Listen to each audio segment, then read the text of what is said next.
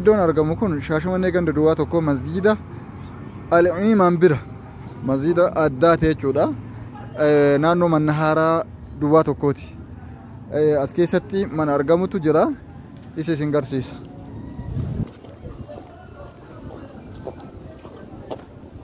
Ollaa kun manneen Adaamaa kanaati koobilii guddaa kanarra jira jechuudha.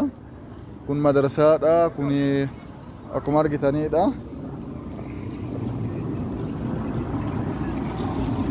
As keessa seenna. Kaaree dhibba sadii sinta kaaree noe? Dasta? 270 kaaree laa yaalloo no. Kaaree 270 irratti mana argamuudha. Manneen xixiqqootu irra jira. Irra guddaa ka bitamu bootaadha. Kun kunoo mana addaati suuqiidha. Suuqiillee godhatanii mana rifeensaallee godhatanii. Danaaddaraachu? Deetnaachu. Alhamdulillah. Akkana akka jiru jechuudha. Biqiltuu buna maashaallah. Manni gurgurdama kanatu irra jira. Wanni mul'ifamu bootaadha. Baay'ee wanni namatti tolu bootaadha. Ammaaf akkuma jirtuyyuu galii galcha jechuudha bootaan kunniin.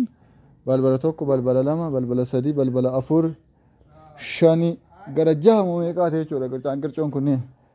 Yoo kireeffatanis kan galii galchuudha. Manneen kanneentu irra jira. Kaaree 270 irratti kan argamuudha. Teessumti lafaa baay'ee ijoodha. Boota barbaadamaadha. Akkaataan ittiin titeetteetullee akka gaariidha. Manneen xixiqqaa kana qabdi. Meeqa akka ta'e horii isaa mee isin gaafadhaa weetii ta'uu noolu.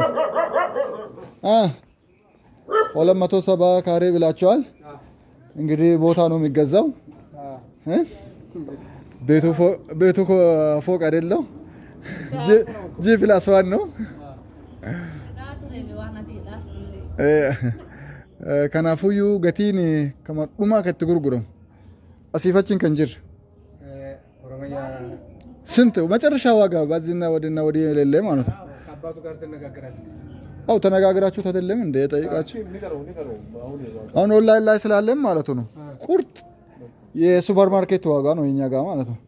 3 ነው የሚለው በጨረሻ 3 ሚሊዮን አልበዛም። ቤቱ ጂቢላስ ዋን ነው እንግዲህ እንዳለን ቦታ አሪፍ ነው። ቦታው ሰፈሩ ነው የሚሰዋው። ቦታ አሪፍ ነው። ቦታ አሁን የቤት ዋጋ ሳይሆን የቦታ ዋጋ ተነጋገሩ። እንዳልኩ ነው ማፍረሶ መስራት ይችላል።